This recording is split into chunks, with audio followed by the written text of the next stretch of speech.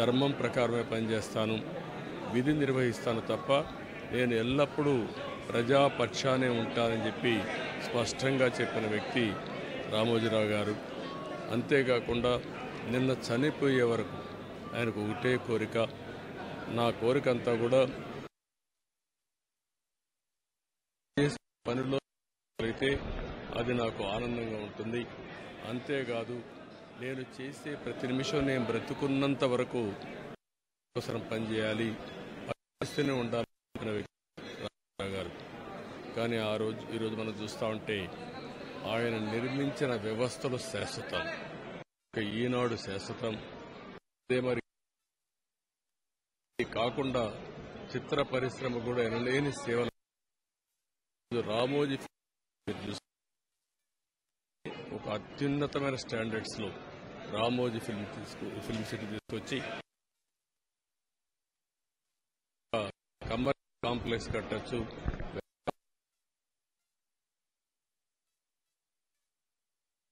రాష్ట్రానికి ఆదాయం రావాలి,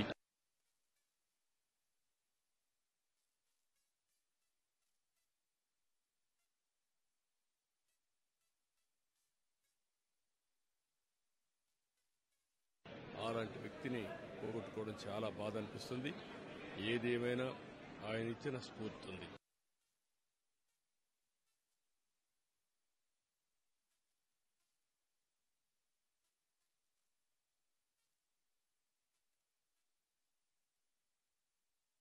మొన్న కూడా మీరు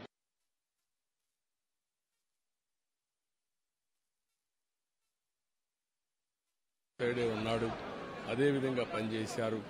అందుకే ప్రజల్లో ఒక అచలమైన ఆయనపై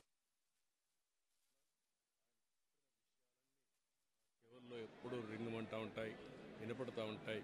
తప్పకుండా మళ్ళా తెలుగు జాతిని ఏ విధంగా ముందుకు తీసుకుపోవడానికి, అదే మరి ప్రత్యేకంగా ఆంధ్రప్రదేశ్ నష్టపోయింది, ఆ రాష్ట్రాన్ని అభివృద్ధి చేయడానికి రామోజీరావు గారి ఇచ్చిన స్ఫూర్తితో ముందుకు పోతామని చెప్పి తెలియజేసుకుంటూ మరొక్కసారి ఈనాడు ప్రేక్షకులకి, ఈటీవీ ప్రేక్షకులకి, రామోజీరావు గారి ఈరోజు ఈ సంస్థలో పనిచేసే సిబ్బందికి, అదే మరి కుటుంబ సభ్యులందరికీ కూడా నా ప్రగాఢ సానుభూతి తెలియజేస్తున్నా.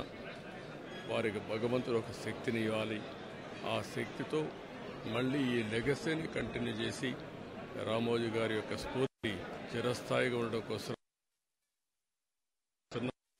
అదే సమయంలో ఆయన ఆత్మకు శాంతి కలగాలని భగవంతుడిని మనస్ఫూర్తిగా ప్రార్థిస్తున్నా. ఆయన చేసిన పనులు శాశ్వతం, భవిష్యత్